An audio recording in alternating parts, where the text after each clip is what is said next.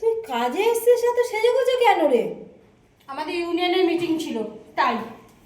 এত সেজেগুজে কাজে এসেছিস? তোর এত দেরি হলো কেন রে? বললাম না আমাদের ইউনিয়নের মিটিং ছিল। কতবার বলতে হবে? একদিনই তো দেরি হয়েছে, 2 ঘন্টা তো দেরি হয়েছে।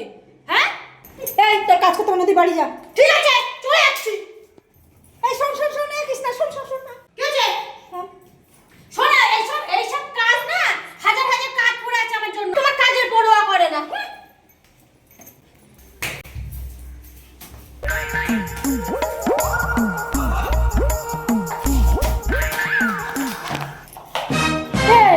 কি বলছো?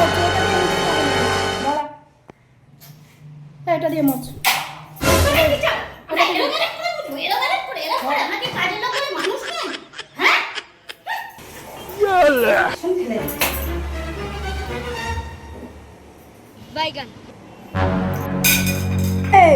তুই কাপটা ভেঙে ফেললি?